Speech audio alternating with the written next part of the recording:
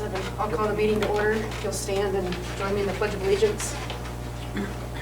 So pledge allegiance to the flag of the United States of America and to the republic for which it stands, one nation, under God, indivisible, with liberty and justice for all.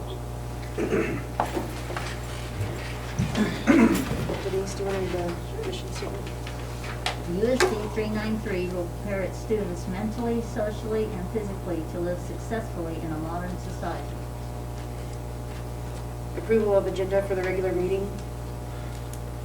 There's no changes. I move approve. I'll second. It's been moved and seconded to approve the agenda as presented. All in favor, raise your hand. Motion carries. I guess I have to do the aye thing, huh? Gotta do the aye for Justin, yeah. Oath of office for Wade Walker.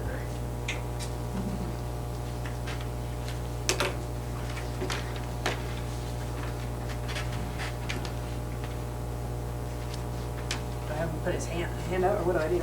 Sure. Raise your right hand and repeat after me. Yeah. Raise your right hand. All right, raise your right hand and repeat after me.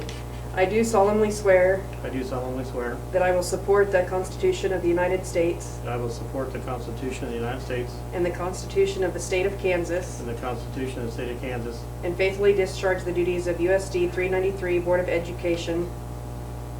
and faithfully discharge the Faithfully discharge the duties of USD 393 USD 393 Board of Education member. Board of Education member. So help me God. So help me God.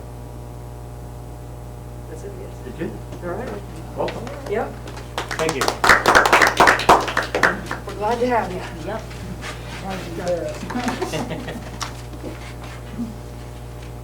Approval of payment of claims and bills, and that's in the Google Drive. There's a few things in there to review. Is there any questions or anything you wanted to point out? Nothing this month. Nothing that really sticks out. There's a few things will be COVID later we're gonna talk Are we still gonna get money? Or there's money still coming in for them? about. Oh, what? So let's speak on the money side of it. We have $4,214 and some odd cents, something like that. That's what we have for our balance left.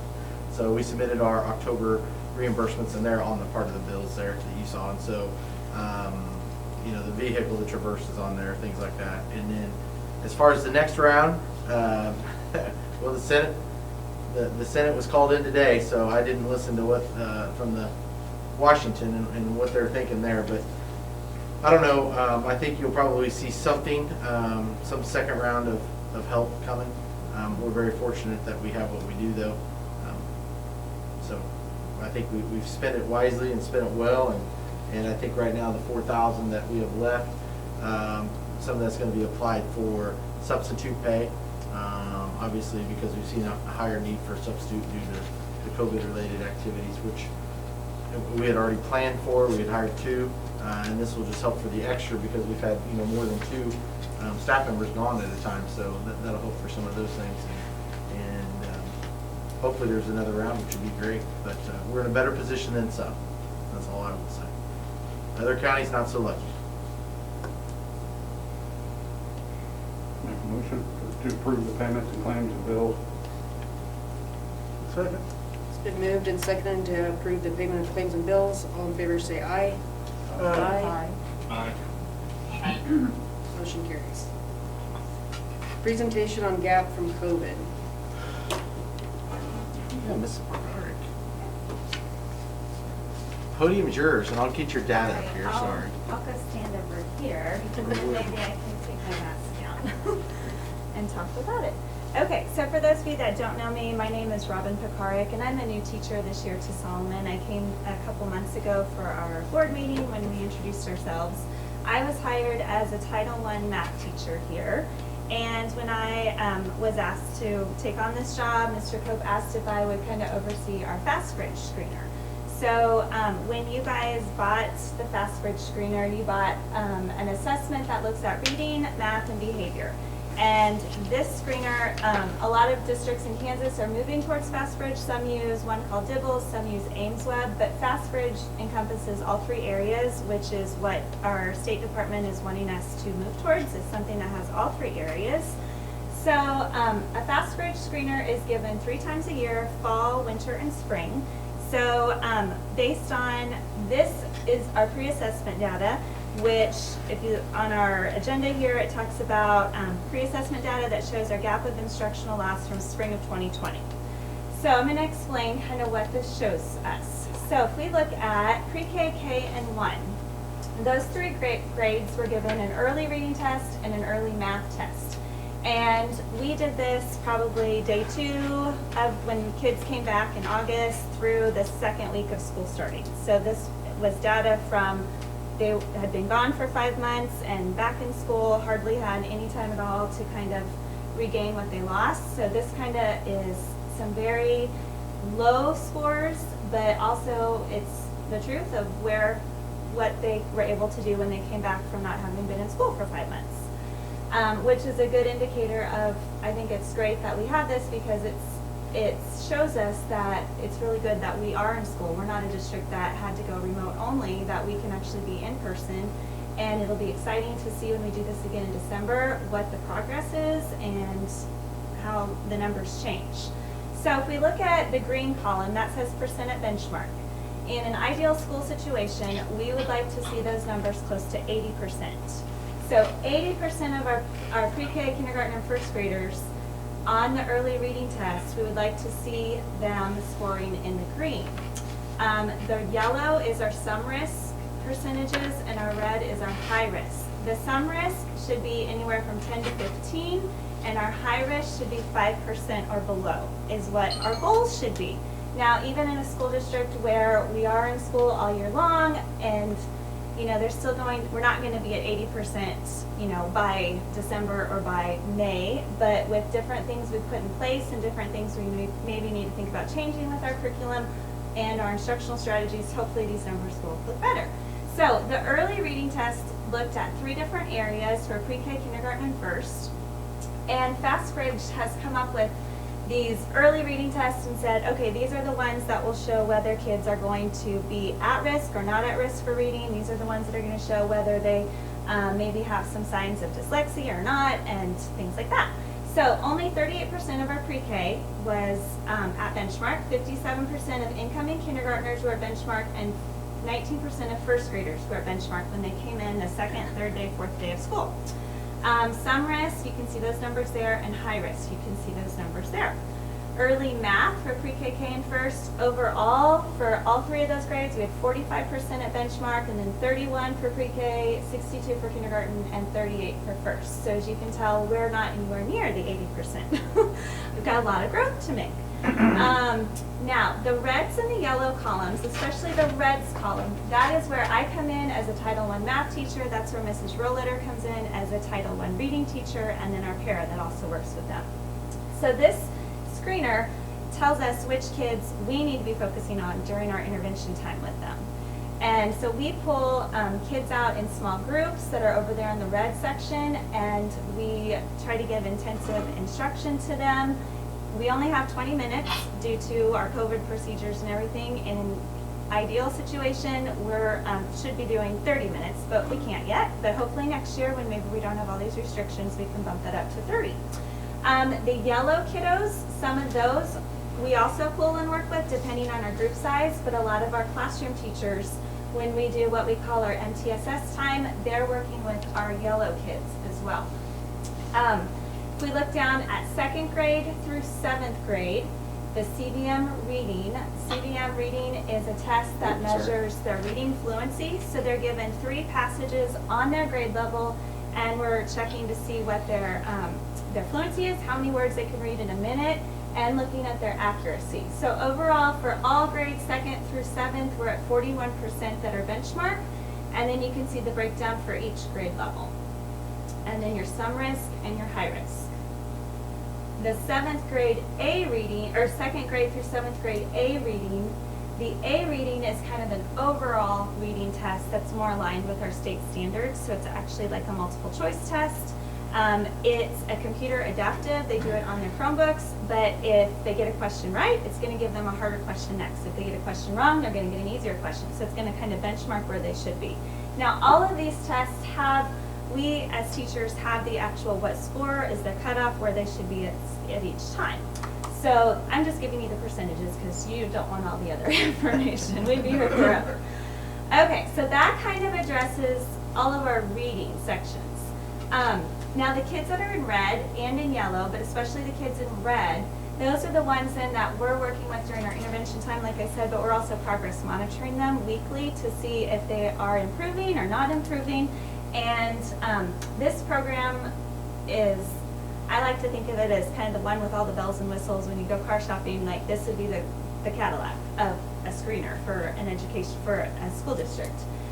Because we can do the progress monitoring on the website. We enter, the kids are right there. They all got dumped over from Clever, from Infinite Campus this year. And so all their data is right there, and we can pull it, and we can, we do lots of graphing with it. If you had kids at parent-teacher conferences, I know probably your kiddo, you probably saw some of this stuff with yours, Andrea. But if you had any kids from grades pre-K through 7th grade, probably some FastBridge data was shared with you. So that's what this is. Okay, so that's our reading piece. The math piece for grades 2 through 7, there's two pieces to that also. There's the math automaticity and then the A-math. The math automaticity is kind of similar to the CBM reading up above. It looks at their automaticity with how quickly they can answer facts. Adding and subtracting for 2nd grade, 3rd grade on up works with adding, subtracting, multiplying, and dividing. So as you can see, 2nd grade was 61%, 41, 46, and so on. Now 2nd grade is higher on a lot of these, and I'll tell you the reason why. That test was given to them actually in September because we had some problems with Clever and Infinite Campus working together, and so when we finally got it working for 2nd grade, it was already towards the end of September. So you can kind of see, though, good things is that being in school for an extra month, they proved that they could close that gap a little bit than where the ones that came in without having any instruction. And then the A-math one looks at, it's kind of like the A reading where they're given a math question at their level based on our state standards, and if they get it right, they get a harder one, and so on. That is our reading and math data. Questions that you will have about that? What is progress monitoring?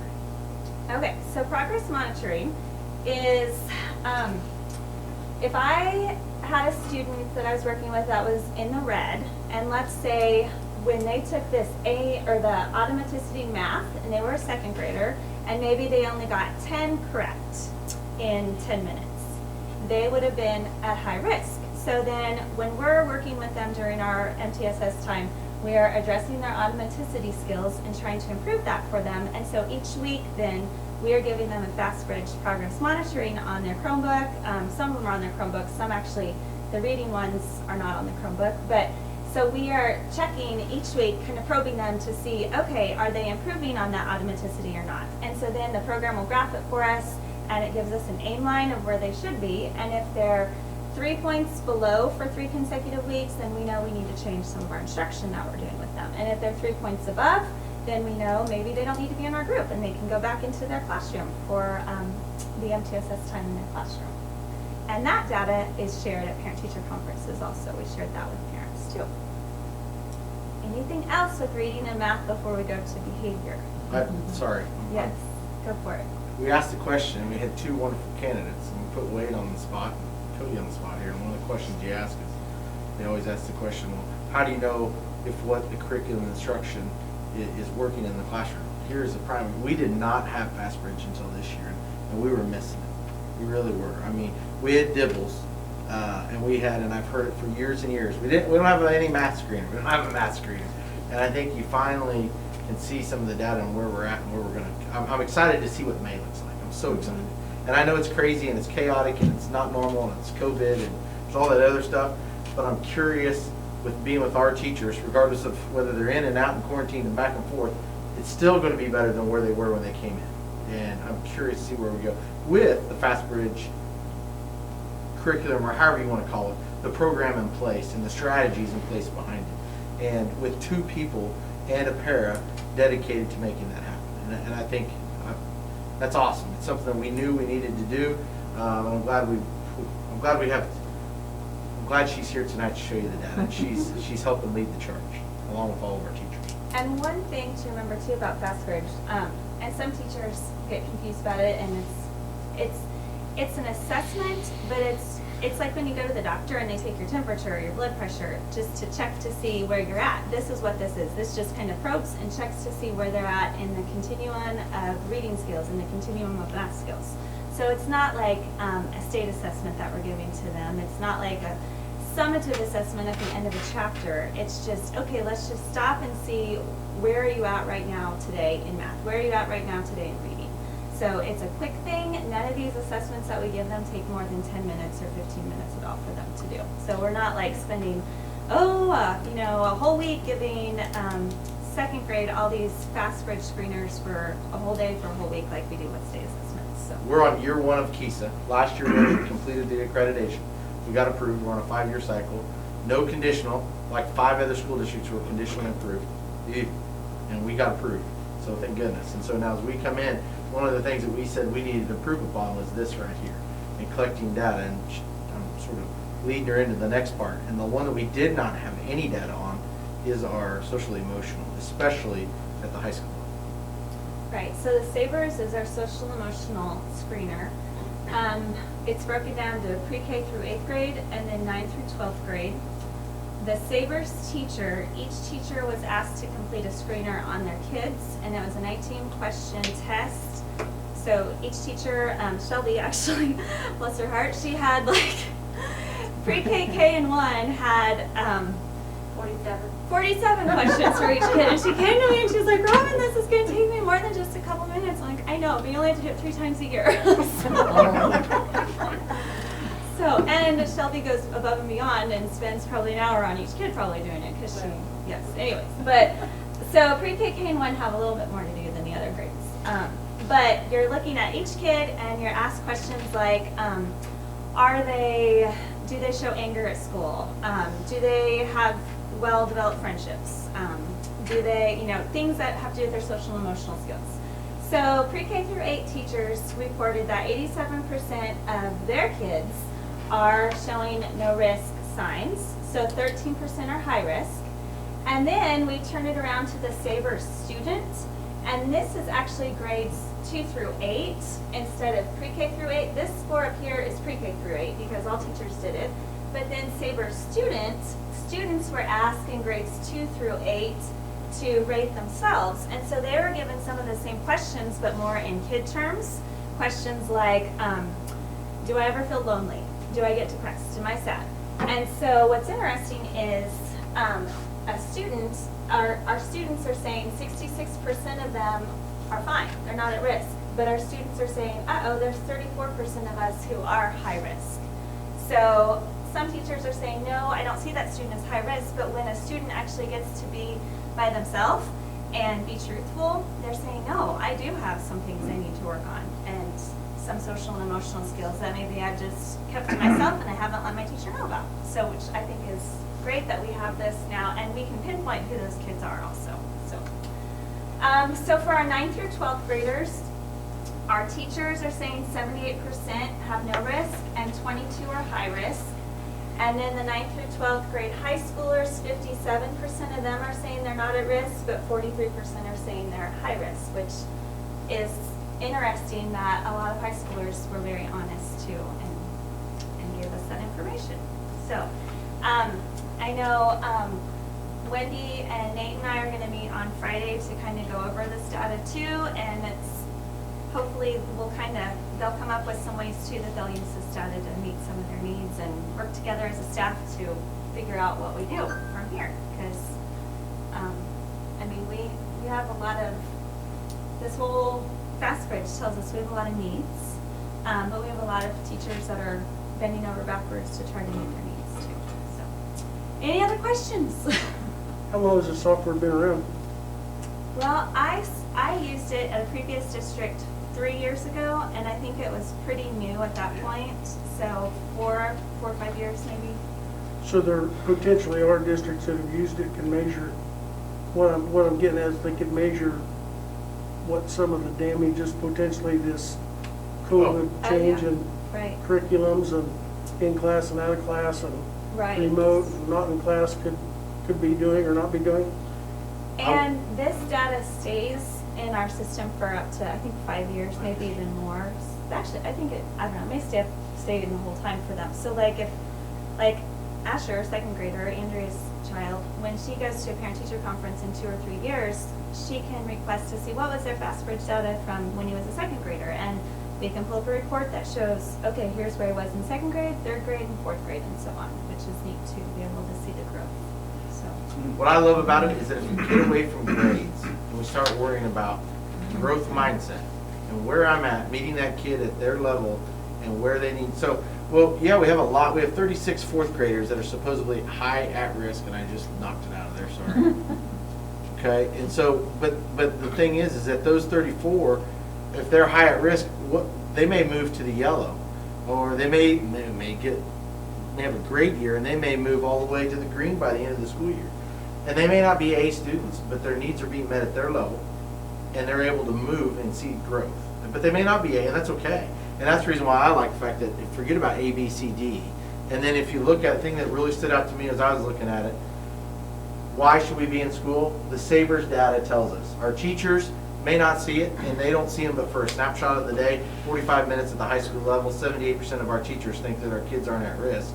78% of our population thinks they're not at risk. Our teachers feel that way. But themselves feel like 43% of our students feel like they're at risk at the high school level.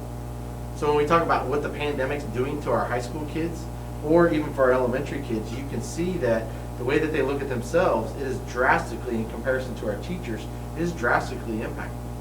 And we need to do things and supports with Wendy and with Nate and finding ways to help meet them socially and emotionally. And I know Brad and I are a part of a meeting today, and that's one of the things we discussed.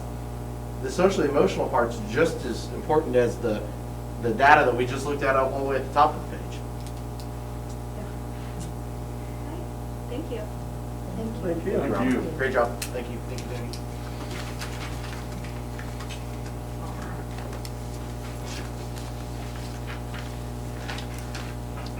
Okay, consent agenda. Wait, you got one more. You got Mr. Seidel. Oh. He's talking about the high school data.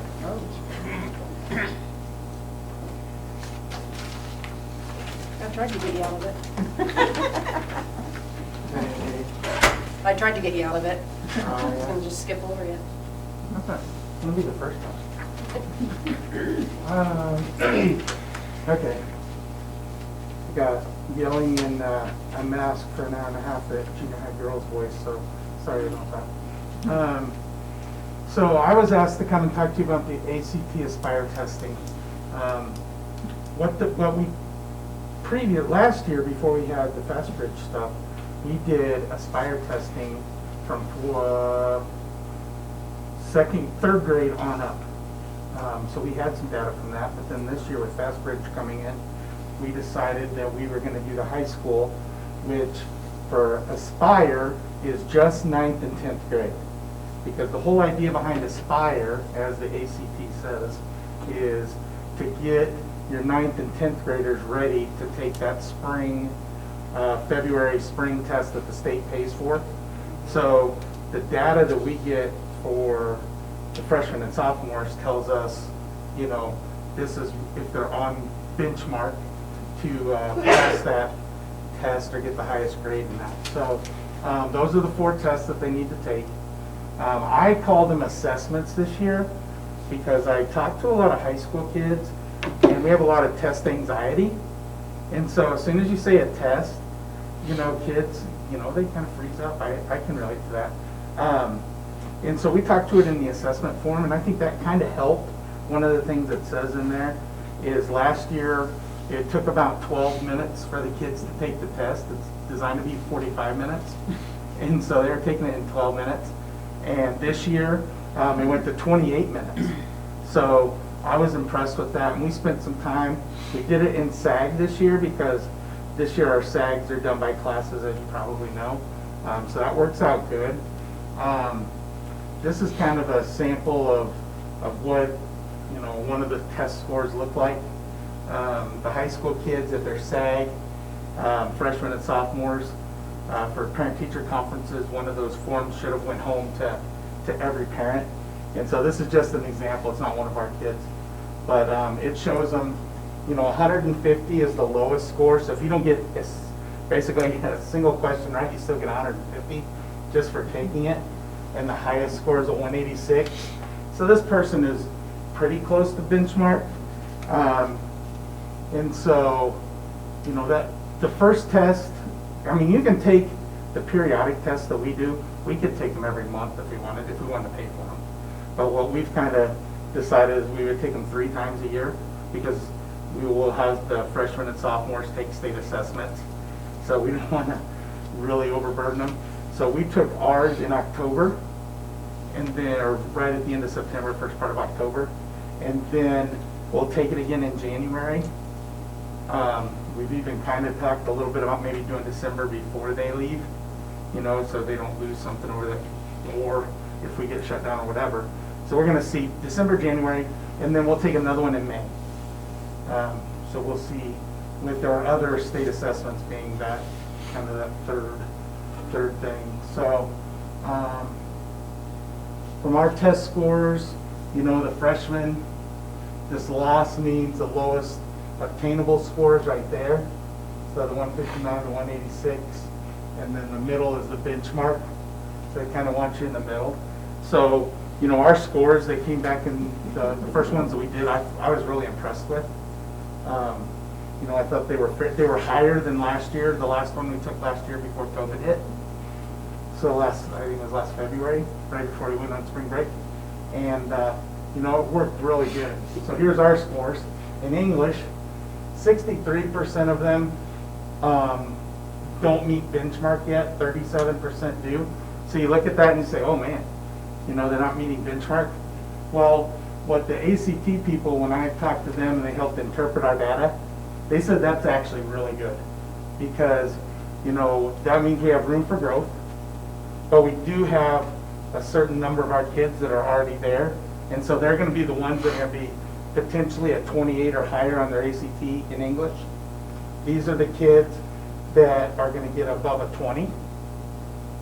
So, and for the first test, so what'll be really nice is in January we'll be able to see the second test and see how that changes. Reading, obviously we're doing a good job with our reading program with that accelerated reader AR is producing.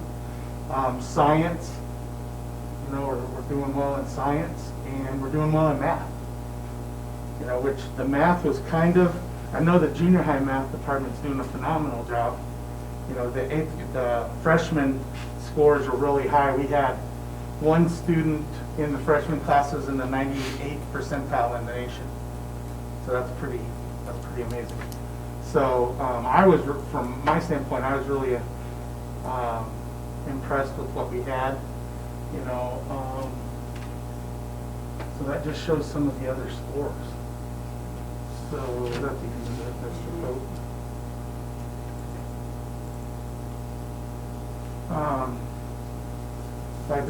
We had near identical scores from the spring, which again, it was good from ACT standpoint. They were seeing districts around the country that were losing 20-30% drop in their scores, and our scores were pretty much identical. We need to address the lower percentage of meets benchmark in science and math, obviously. Try to get that a little bit higher. And the amount of, 12 minutes last spring, it took 28 minutes this fall. Those are our future testing dates. I talked about it. So we're going to offer the pre-ACT for the freshmen, the 8th graders and the freshmen. So we'll do that this spring. So if anybody wants to take it, they can. They don't have to, but if they want to, they can. We'll offer that to them. The same as the SAT. I've talked to some kids about taking the SAT. It's more of a science and math test. ACT is more the English and reading. So, that's. I don't know if there's anything else, Mr. Owen. Is there anything else you wanted me to report on with that? No, I think one of the key things that's kind of cool about this is it shows the amount of time the kids spend on them.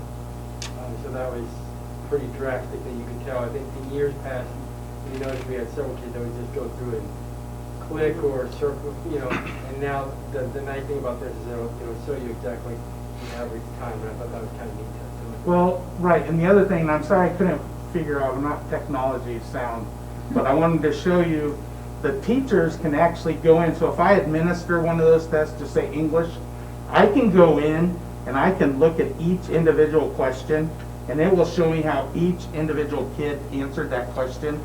So I can figure out who missed the question, and then there's a standard, a Kansas standard attached to each question.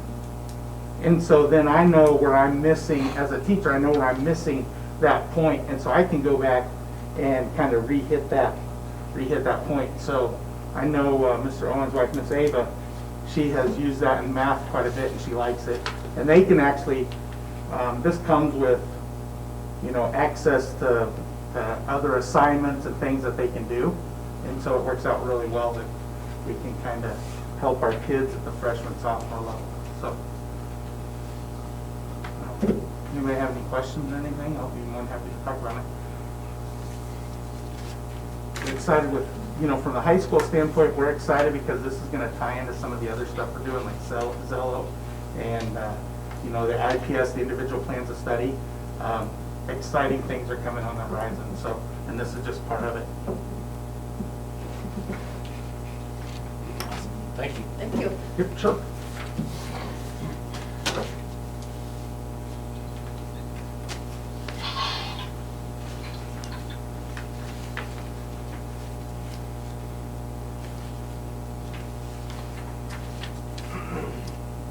now the consent agenda, which is A, approval of the minutes from October 12th, 2020.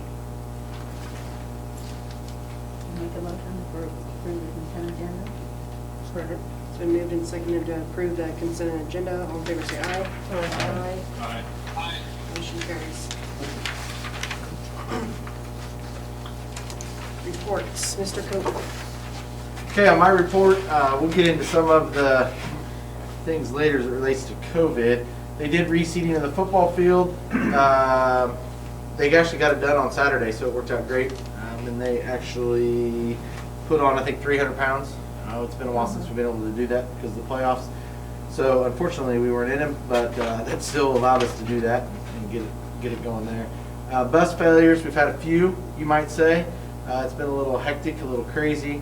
I think sitting around for 6 months not running didn't help things, and all of a sudden we're running full speed going. That's a little bit of it, but we're getting by. At least the one motor that was completely blown was under warranty, so that's good. We just got to get it installed and back in the barn. Operation Grill Family, it's been great. Just so you know, we met going over things there.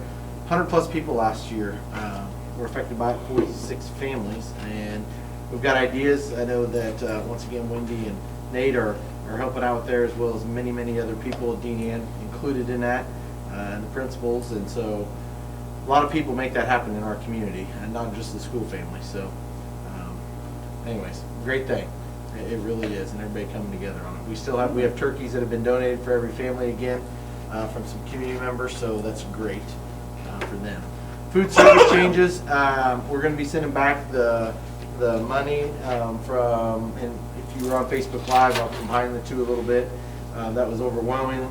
You've got some people who they actually pay up for a semester, and so they're going to get those things back. So it takes a little while. We're going to go back, we can retro it all the way back to the beginning of the school year. So everybody who was charged until that came down, because now it's free until the end of the school year, that's a huge advantage for every family who was on reduced or paid, of course. So we'll be getting those back. If it's less than $10, we are not going to refund it. And there's a lot of them. You got to think, 375 kiddos, and so combine them and doing all of it. And some of them are 80 cents or $7 and some odd, so we're just not going to do that. It'll roll over to next year. They don't lose the money. It just stays in their account.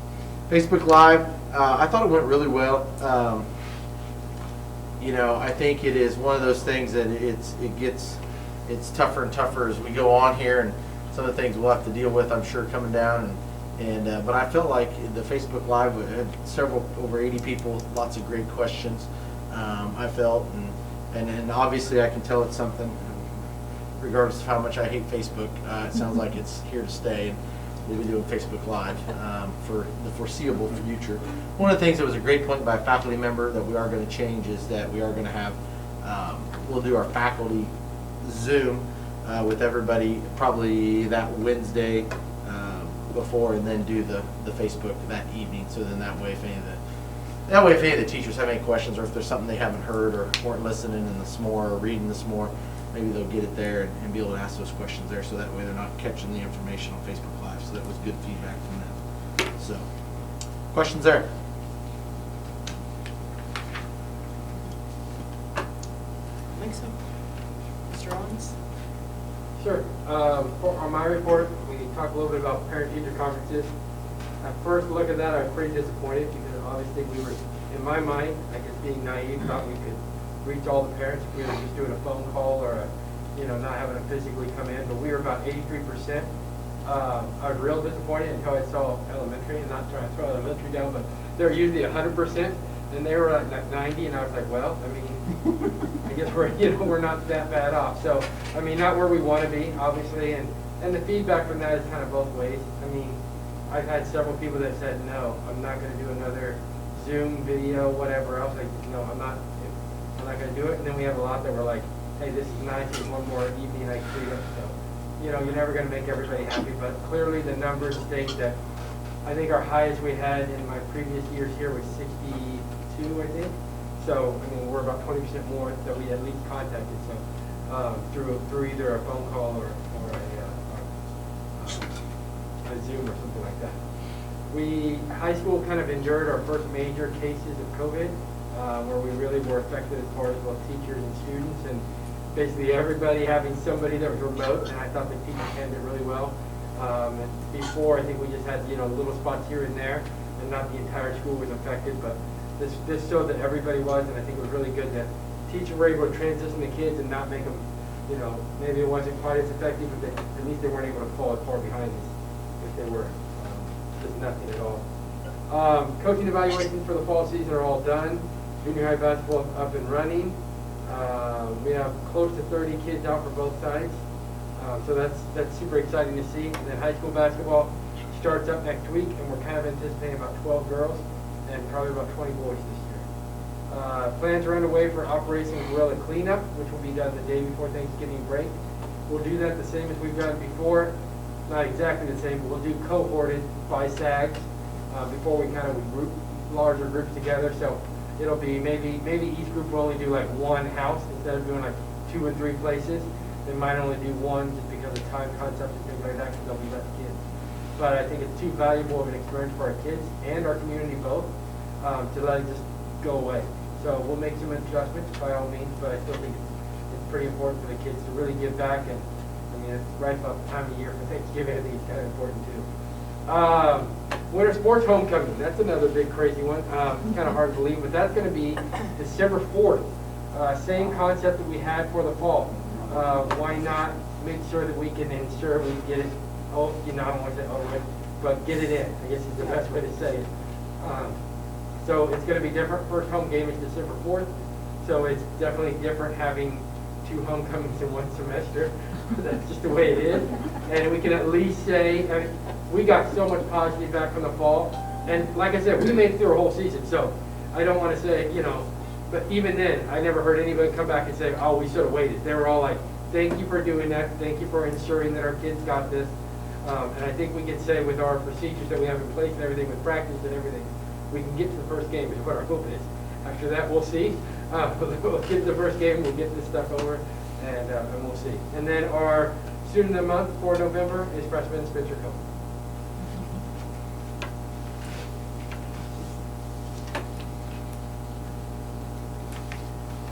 Rick, report, was there anything now? We're going to try and kind of gauge interest in 2nd through 5th graders on basketball skills and drills for a couple weekends in November and December. So hopefully this is a real get that sent out here pretty soon and kind of see what the interest is. There will obviously be COVID restrictions and what mask wearing and things like that. But wanted to hopefully give an opportunity for the kids to have something to do before the break happens this year.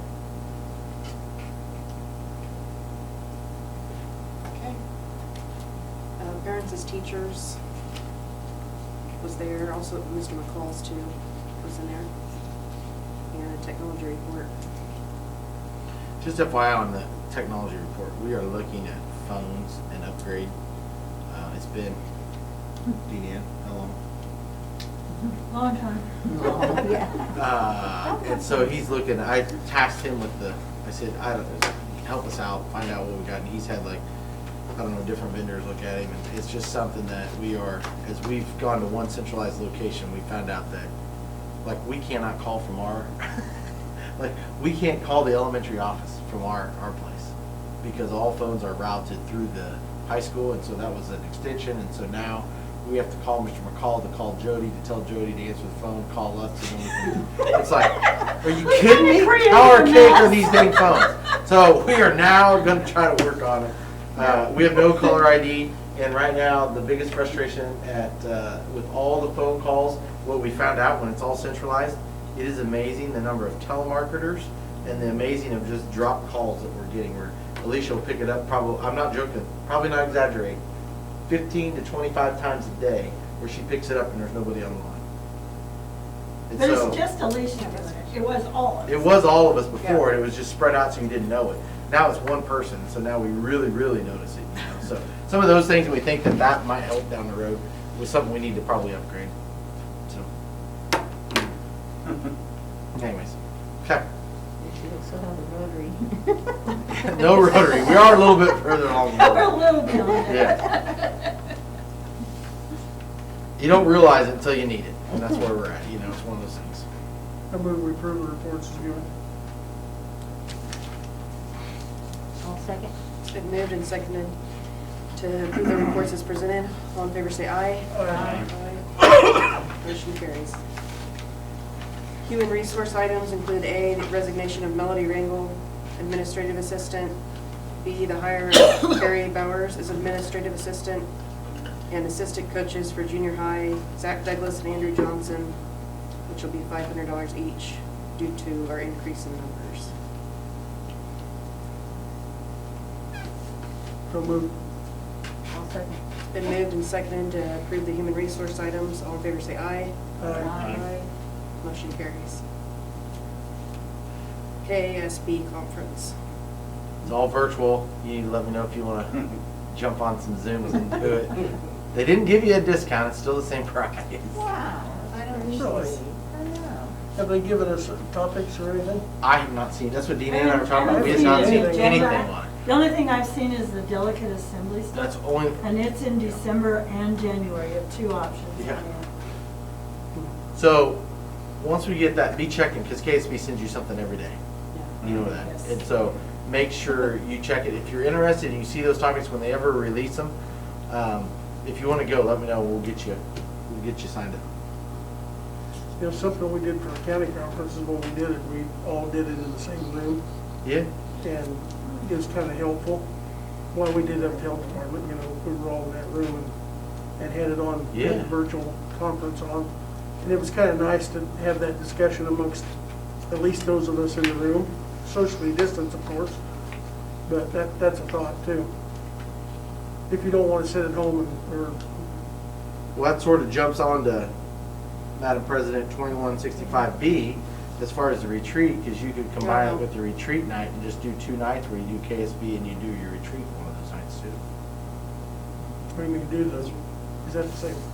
Do it all the same. That's what I'm saying. So you could do KSB on, because KSB's over a couple nights. You can do a Wednesday, Thursday, and then talk about it. Things that you might have heard from there, and do your retreat at the same time and looking at your other information. So up to you guys. Good ideas. So maybe see what comes, what the topics are. So you're saying the conference is in the evening or The the? conference is in the evening. Oh, okay. I didn't realize The that. conferences are all in the evening. There's nothing in the daytime anymore. It's Wednesday night, Thursday night, and Friday. Oh. Or is it Tuesday, Wednesday, Thursday? I don't know. They changed it. It's all in the evening now. And they will be saved. And so then if you do register, then you can go back and look at all of the presentations.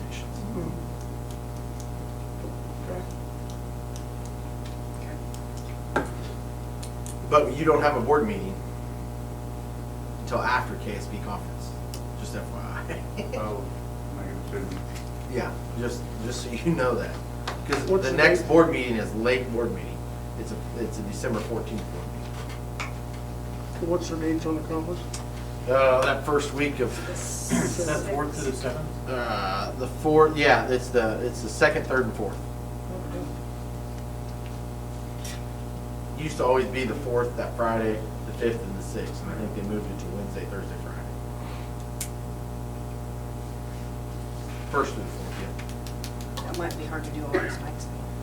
I didn't say all of them, but whatever you guys want. Yeah. Yeah, pick one that's the. Be nice to know what they have though, so we know which one. Yeah, to we go. searched today, we couldn't find anything. And we get the same stuff you guys do. I mean, you get it every day.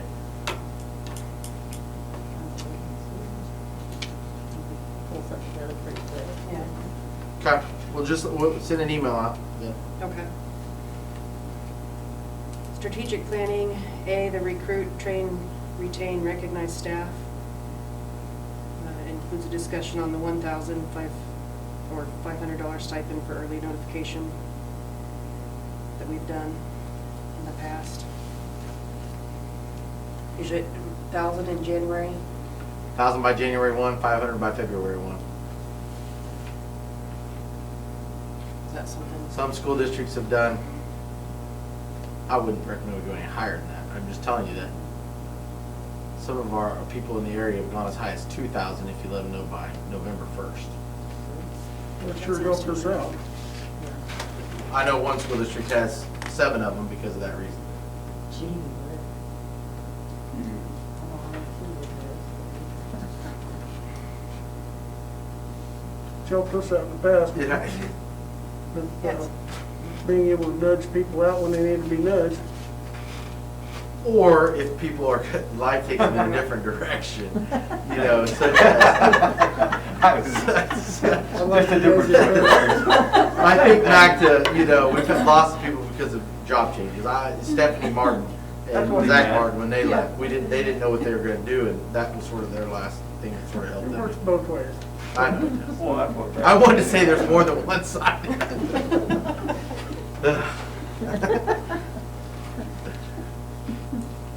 we need a motion for that, or is this just? Yeah, no, you'd have to have a motion for that.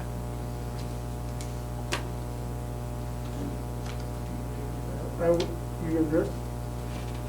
I will, it doesn't matter. Yeah, go ahead. I would move that we adopt once again the same strategy of 1,500 stipend for early notification on the same dates as we have in the past. Okay. I'll second. It's been moved and seconded to approve the stipend for early notification. All in favor say aye. Aye. Motion carries. Also, the B, long-range planning and development of our 5-year strategic plan. So I know we do want, you know, we always try to get together in the fall. And, Well, it depends on whether we do get KSB. well, I know. Well, either way, we need to do Yep. this, though. Yep. Is there That was your homework. dates that? You're supposed to sure come don't with dates. work, or- No. I'm in the at-risk category. The whole calendar. I'm pretty open now. Well, at that work session, remember, you're gonna have, we'll bring to you some details as it relates to the patron feedback from the online survey.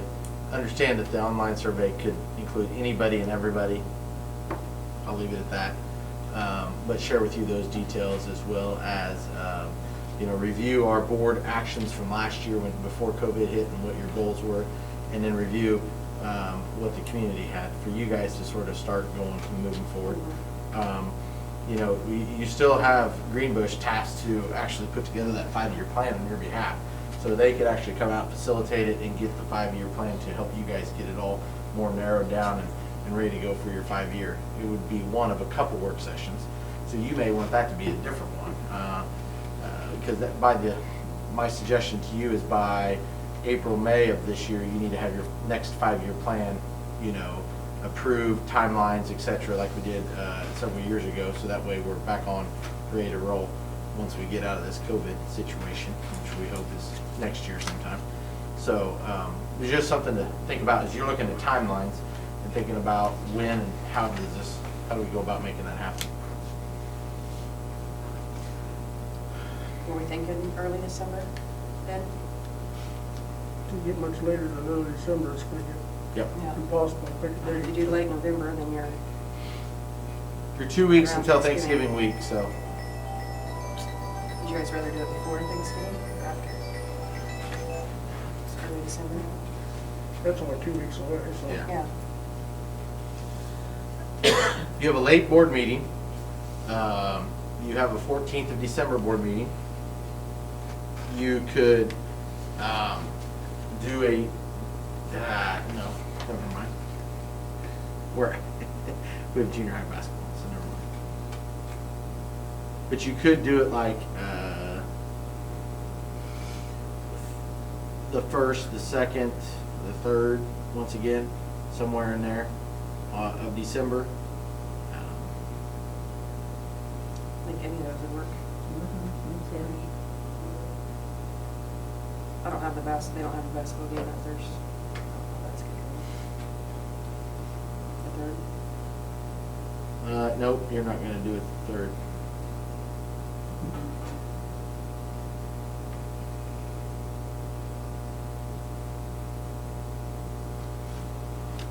Well, what about the first or second? I'm good with you. Anybody that the first doesn't work on for? That's The 1st is Scholars Bowl at Solomon, which we should be done by then. Am I right, Mr. Holmes? Scholars Bowl, we should be done by then? On the 1st, December 1st? I mean, not with the season. No, I mean here, if we do it here. Oh. Yeah. And we besides, can- we're gonna use this, don't use it. So you won't be in here? Okay. Okay? Okay. Are we gonna do something here, or are we gonna go somewhere? Do you wanna go, that's the next question. So do you wanna go somewhere? Hell, yeah. That may, Deanna and I were wait a talking minute. about We that. spent another 12 meetings here. don't Why worry would we about it. Never mind, you can have Scholars Bowl here. I didn't know what he was Okay. thinking. I don't know about you. So December 1st, I got you. Okay. We'll get someplace. I was kind of thinking. Airfare is not included. That's all right. Not a problem. As long as you come back. If you go away, you gotta come back. Okay, COVID-19 updates. Facebook Live, I think you heard, kudos to our staff for everything that they're doing. I think you heard from our community that they're very grateful, appreciative of what's going on. It's been stated many times, I've shared the pictures with you, I think being flexible has been key. If it's been flexible from the very first case we had, which was in a 4-year-old classroom, our pre-K program, and doing the modified quarantine, being in there, to the modified quarantine of the kindergarten, to the modified quarantine of our 2nd grade, having the flexibility to do some of those things. And I want this to be emphasized, really emphasized, because we've had no cases come from those modified quarantines. Does that make sense? So the person that was infected was removed, everybody else still went to school, and we had nobody. So whatever protocols, the cleaning before and after, it did not spread at all. You know what I mean? The mask, whatever it might have been. You know what I'm saying? There's several things. But we'll never know what it was, but there are several factors that have made that successful. Now, we're not done yet with one of those modified quarantines, but I feel like it has been really effective. So Facebook Live, I felt like it went well. Parent-teacher conference, or did our first poll on there on the Facebook Live event, and Mr. Owen's probably right, there was mixed emotions. I think there was, the poll had it to where the majority of them liked the way that they had a scheduled time and it was done, and it was, this is when, and they didn't have to wait. The biggest afterwards, there's always the meeting after the meeting, so then they text me after the Facebook Live, hey, I didn't want to say this in front of everybody, but I pick on junior high because that's where our mass numbers are. It's one thing when you're in Shelby's class and you have a class of 20, let's say, and there's only 20 meetings you have to have. But if you're Liz and you have how many kids? 67, whatever it is. A little bit harder to schedule those 67 because you have 67 with her as English, you have 67 with with the science teacher, 67 with that does 67. So it does make it a little bit harder. The high school did their SAG teachers, and so I think that there's a balance there. I think we managed. I think it was successful. And when we come out of this, we may have to look at some other things. I think what we've realized is that we can do things differently. We don't have to just stamp it on the calendar and say, that's the day we do it, because it's the day we've always done it, and we're going to do it this way because we do it on Mondays and Thursday, and we take Friday off. Well, we don't necessarily have to do all those things the way we've always done it now. So things may look different coming out of it. Winter sports update, just FYI, everybody in the whole county league, it will be different. There's no wide open attendance. At any league school, am I right in saying that? Maybe one school. I know that there's 2 schools right now that have no limitations on Friday nights football games. They're going to have wide open attendance. So if you want to go to Little River, Canton, Galvin, you can go attend football games all you want. Wide open, they said, announced it today, both of them. So holy cow. But for basketball, there's limitations pretty much across the board. I know that some schools are entertaining 0 attendance for anybody. It's just players and administrators and coaches, and that's it. So it'll be interesting to see where everybody lands on that. I know that there's a couple schools in our league that are on remote learning as we speak, and they're on a week-to-week. One is completely shut down until December 1st. They're not even going to practice high school. They're going to cancel their 2. I think they had 2 junior. No, there's 9 through 12. They're still letting their junior high. Oh, they're still letting their junior high. It's just high school. Okay. So the high school is completely shut down. They're not even going to start basketball until December 1st. You're seeing it. I think you saw this, and I think you're going to be nearing the 400 mark in Dickinson County quarantines for students, and because the positive cases are up as well. It's not just because of quarantine, and that sometimes gets lost. But I will tell you that we met today for 2 hours with county health officials, and Brad can speak up. He was in the meeting, of course, and we visited, and I think the discussion is important, and there's discussion. I want everybody to realize that it's not as if we're not discussing our meeting. We meet every Wednesday. Every Wednesday we meet and go over numbers. That meeting lasts anywhere from 30 minutes to 2 hours. And then we have a meeting today to talk about situations and things. So I don't want anybody to think that we take it lightly. It's a serious matter. Safety is the single most important thing.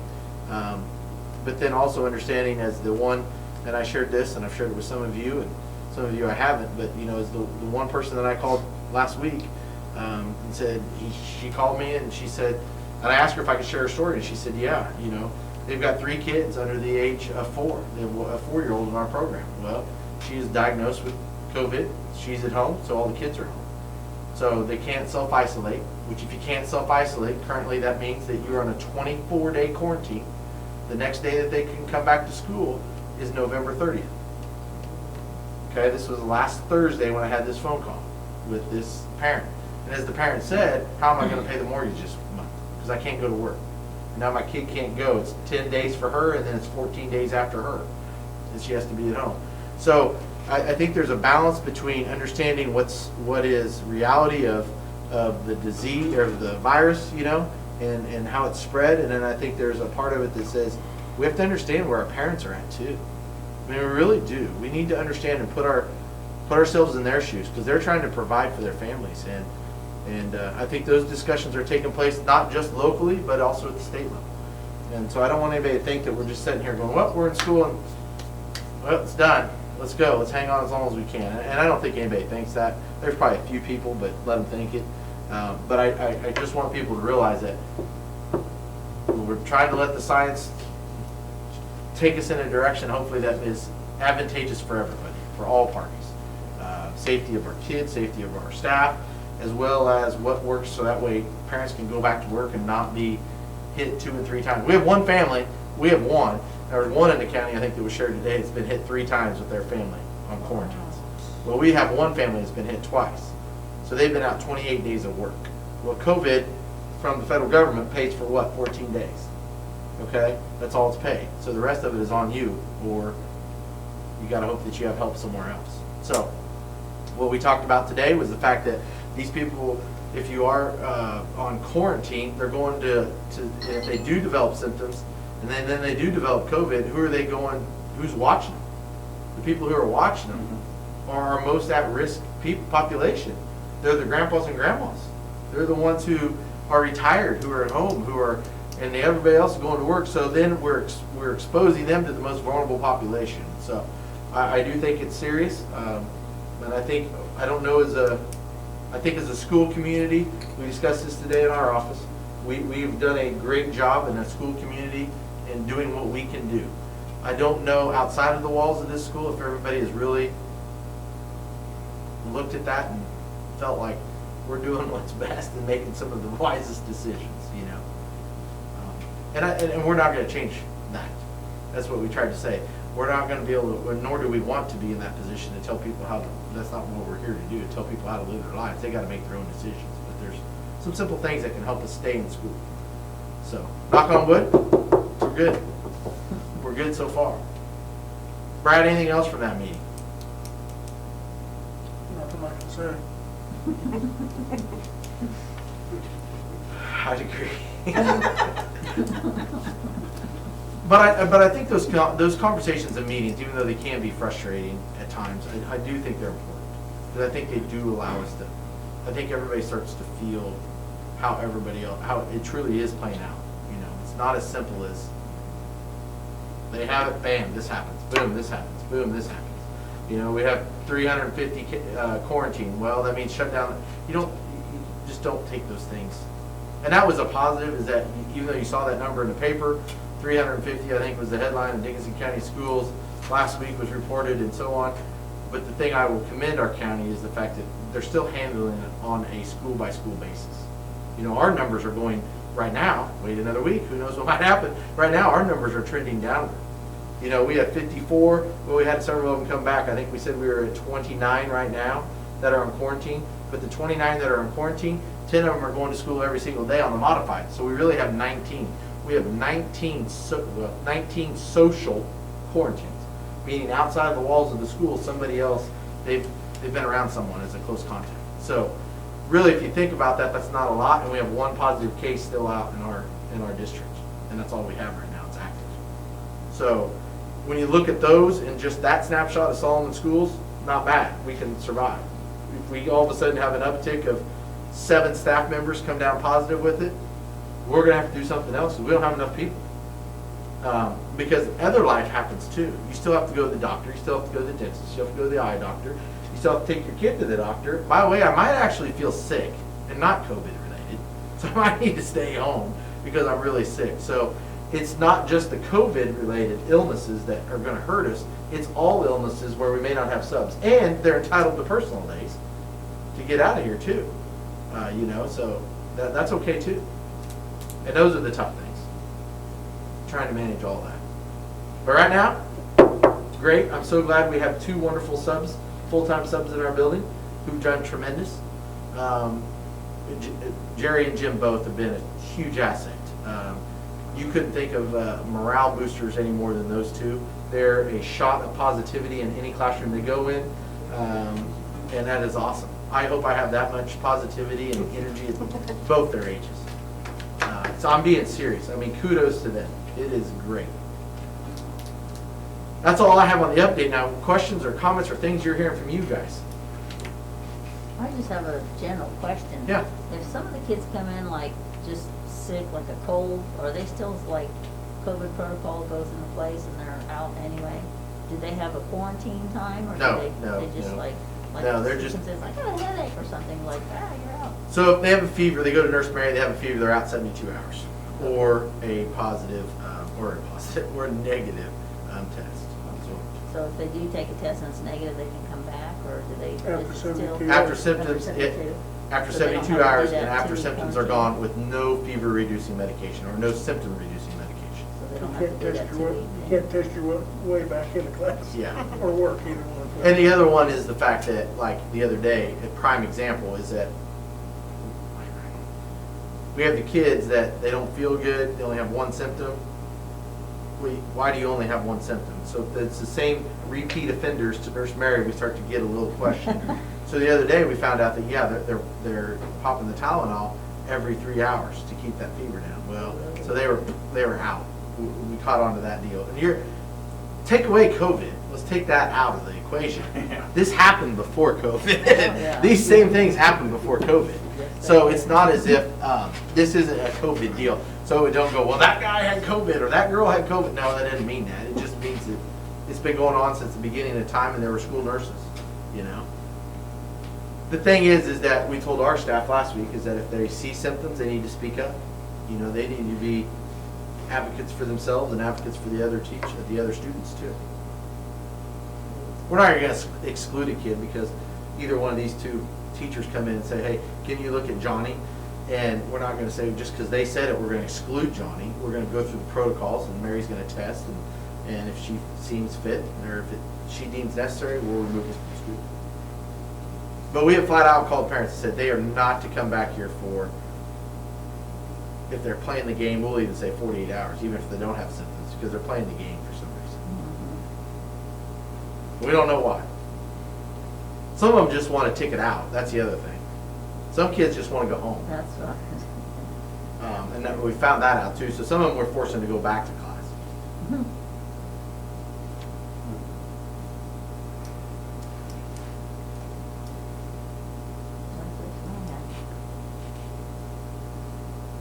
We do have a couple families that have decided not to test. We have had that happen in the past. So that would mean you are out 10 days. So we'll tell them, hey, you need to go, you have 2 symptoms or more, you need to go get a COVID test. And they'll be like, nope, ain't happening, I'm not doing a COVID test. Okay. So if that's the case, then you're out 10 days or until symptoms, 10 days minimum. And then if you still have it on the 11th day, you're still out, you gotta be symptom free without any pain reducing medication or fever or whatever reducing, symptom reducing. So that still happens.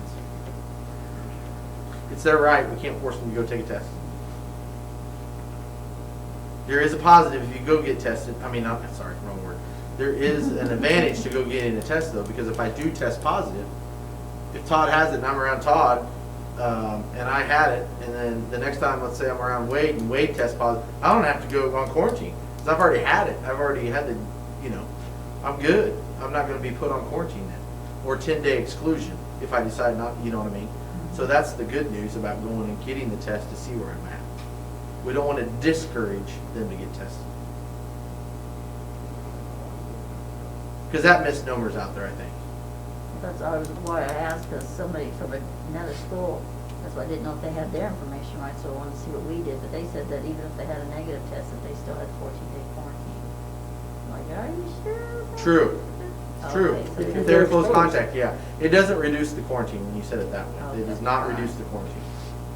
You're out 14 days regardless, Okay. according to the current quarantine rules. I always preface it with As that. of And today. that's due to the incubation period, I would assume? That's due to the incubation of the virus. Yep. And every virus has a different incubation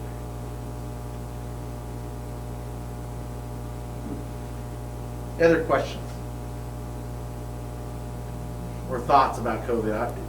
Somebody said, well, COVID's on our agenda. Oh, that was this morning. I said, well, COVID's on the agenda in our district, and we're like, well, it's on everybody's. I think every school board, it's been on their agenda since March. So I don't know if it'll ever go off. And we have it on the next meeting? Pretty sure it'll be on their next meeting.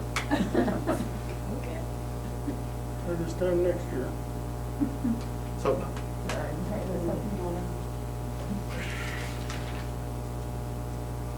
Okay, future dates and topics. November 13th, no school, teacher in service. November 25th through 27th, no school, Thanksgiving break. December 1 through 4 is the KASB convention.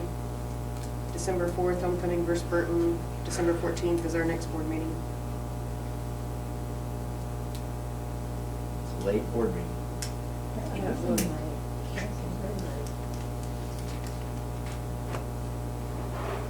As late as you can get it. Madam President, I move that we adjourn this meeting.